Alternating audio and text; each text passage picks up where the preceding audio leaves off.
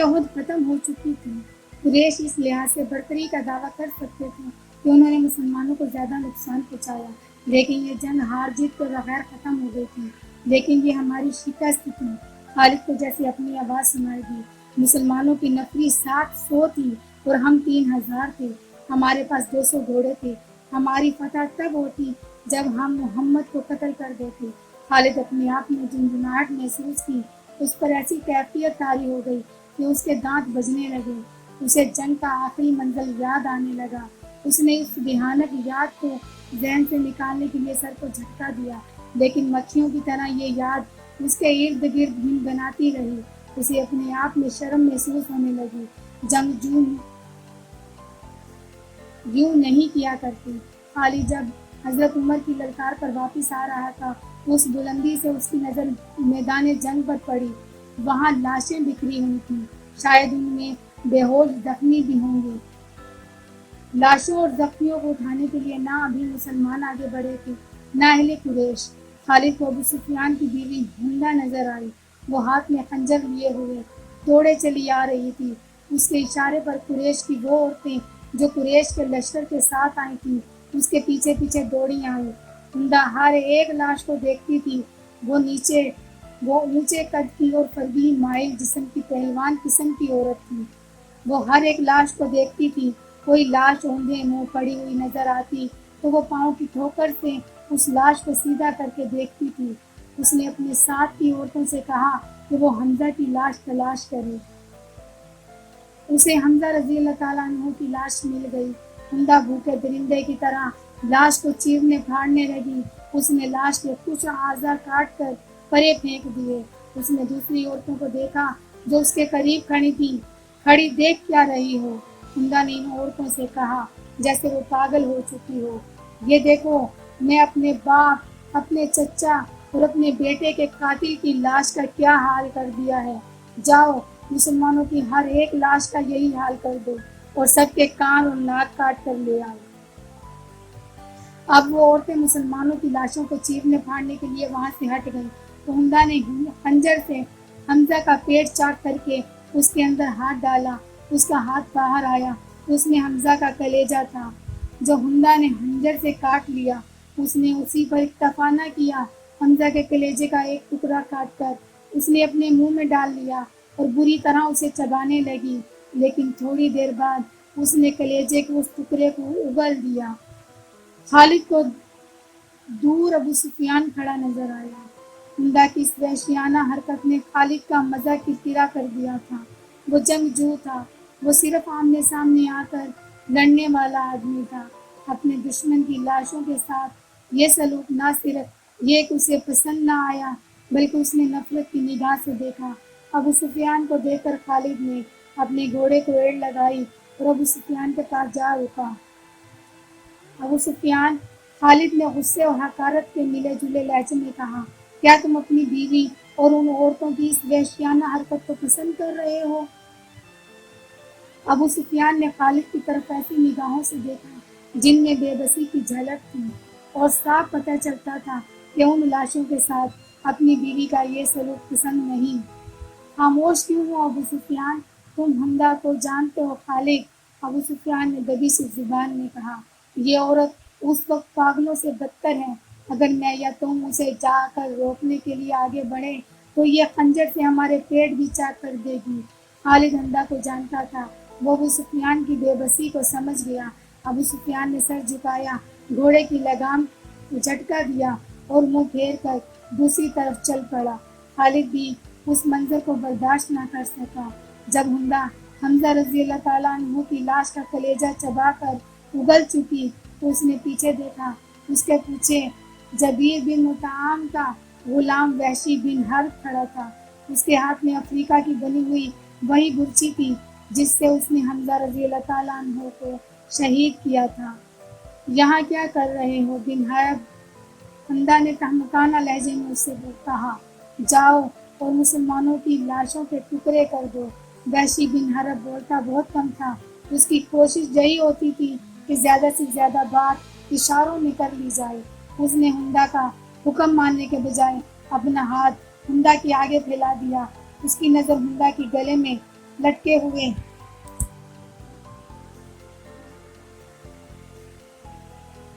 اس کی نظریں ہندا کے گلے میں لٹکے ہوئے سونے کے ہار پر جم گئی۔ ہندا کو اپنا وعدہ یاد آ گیا۔ اس نے وحشی سے کہا تھا کہ تم میرے باپ، چچا اور بیٹے کے قاتل کو قتل کر دو تو میں نے جتنے زیورات پہن رکھے ہیں وہ تمہارے ہوں گے، اور وحشی اپنا انعام لینے آیا تھا۔ ہندا نے اپنے تمام زیورات اتار کر وحشی بن حرب کے پھیلے ہوئے ہاتھ پر رکھ دیے۔ وحشی کے ہونٹوں پر مسکراہٹ آ گئی اور وہ وہاں سے چل پڑا۔ ہندا پر اس وقت فتح اور انتقام کا بھوت سوار تھا۔ ٹھہر جاؤ بن حرب، ہندا نے جوشیلی آواز میں اس حبشی کو بلایا۔ وہ جب اس کے پاس آیا تو ہندا نے کہا، میں نے تمہیں کیا کہا تھا کہ میرا کلیجہ ٹھنڈا کر دو تو تمہیں اپنے زیورات دوں گی، لیکن تم اس سے زیادہ انعام کے حقدار ہو۔ ہندا نے قریش کی عورتوں کی طرف اشارہ کیا اور کہا، تم جانتے ہو ان عورتوں میں کنیزیں کون کون سی ہیں؟ دیکھو، جو جوان بھی ہیں اور خوبصورت بھی۔ تمہیں جو کنیز اچھی لگتی ہے لے جاؤ۔ وحشی بن حرب نے اپنی عادت کے مطابق خاموشی سے چند لمحے ہندا کے چہرے پر نظریں گاڑی، لیکن اس کی نظریں کنیزوں کی طرف نہ گئیں۔ اس نے انکار میں سر ہلایا اور وہاں سے چلا گیا۔ کچھ دیر بعد میدان جنگ کی ہولناکی میں سے ہندا کی بلند اور مترنم آواز سنائی دینے لگی۔ مورخ ابن ہشام کے مطابق اس نے ترنم سے جو نغمہ گایا اس کے الفاظ کچھ اس طرح تھے، ہم نے بدر کے معرکے کا حساب برابر کر لیا ہے۔ ایک خونریز معرکے کے بدلے ہم نے ایک خونریز معرکہ لڑ لیا ہے۔ عتبہ کا غم میری برداشت سے باہر تھا۔ عتبہ میرا باپ تھا، مجھے چچا کا بھی غم تھا، اپنے بیٹے کا بھی غم تھا۔ اب میرا سینہ ٹھنڈا ہو گیا ہے، میں نے اپنی قسم پوری کر لی ہے۔ وحشی نے میرے دل کے درد کا مداوا کر دیا ہے۔ میں عمر بھر وحشی کے احسان مند رہوں گی، اس وقت تک جب تک میری ہڈیاں قبر کی مٹی میں مل کر مٹی نہیں ہو جاتی۔ ابو سفیان اس بھیانک منظر کو برداشت نہ کر سکا تھا۔ وہ پہلے منہ پھیر کر جا چکا تھا۔ اس نے اپنے دو ساتھیوں سے کہا کہ اسے یقین نہیں آ رہا کہ محمد صلی اللہ علیہ وآلہ وسلم زندہ ہیں۔ خالد نے دور سے کسی اور کو دیکھ کر سمجھ لیا ہوگا کہ وہ محمد ہیں۔ کسی نے ابو سفیان سے کہا، ابو سفیان، یہ کہہ کر وہ اپنی آنکھوں سے دیکھ کر آتا ہے اس تنگ سے درے کی طرف چلا گیا جہاں سے خالد سواروں کو واپس لا رہا تھا۔ وہ ایسی جگہ جا کھڑا ہوا جہاں سے اسے مسلمان بیٹھے ہوئے نظر آ رہے تھے۔ محمد صلی اللہ علیہ وآلہ وسلم کے پیروکاروں، ابو سفیان نے بلند آواز سے کہا، کیا تم میں محمد زندہ ہے؟ رسول کریم صلی اللہ علیہ وآلہ وسلم نے آواز سنی تو اپنے ارد گرد بیٹھے ہوئے مسلمانوں کو اشارہ کیا کہ وہ خاموش رہیں۔ ابو سفیان نے اپنا سوال اور زیادہ بلند آواز سے دہرایا۔ اب بھی اسے کوئی جواب نہ ملا۔ کیا ابو بکر تم میں زندہ ہے؟ ابو سفیان نے بلند آواز سے پوچھا۔ اب بھی اسے کوئی جواب نہ ملا۔ 3 بار پوچھنے کے باوجود بھی مسلمان خاموش رہے۔ کیا عمر زندہ ہے؟ ابو سفیان نے پوچھا۔ اب کے بھی مسلمانوں نے خاموشی اختیار کیے رکھی۔ ابو سفیان نے گھوڑے کو دوڑایا۔ اس نے نیچے دیکھا، قریش کے بہت سے آدمی رسول اکرم صلی اللہ علیہ وآلہ وسلم کے متعلق صحیح خبر سننے کو بے تاب کھڑے تھے۔ اے اہل قریش، ابو سفیان نے چلا کر اعلان کیا، محمد مر چکا ہے۔ ابو بکر، وہ عمر بھی زندہ نہیں۔ اب مسلمان تمہارے سائے سے بھی ڈریں گے۔ خوشیاں مناؤ، ناچو۔ اہل قریش ناچنے اور ہلڑ مچانے لگے، لیکن گرجتی ہوئی ایک آواز نے انہیں خاموش کر دیا، اے خدا کے دشمن! درے کی بلندی سے حضرت عمر کی آواز گونجی، اتنا جھوٹ نہ بول، وہ تینوں زندہ ہیں جن کے نام لے کر تو انہیں مردہ کہہ رہا ہے۔ اپنے قبیلے کو دھوکہ مت دے، تجھے تیرے گناہوں کی سزا دینے کے لیے ہم سب زندہ ہیں۔ ابو سفیان نے طنزیہ قہقہہ لگایا اور بلند آواز سے بولا، ابن الخطاب، تیرا خدا تجھے ہم سے محفوظ رکھے، کیا تو اب بھی ہمیں سزا دینے کی بات کر رہا ہے؟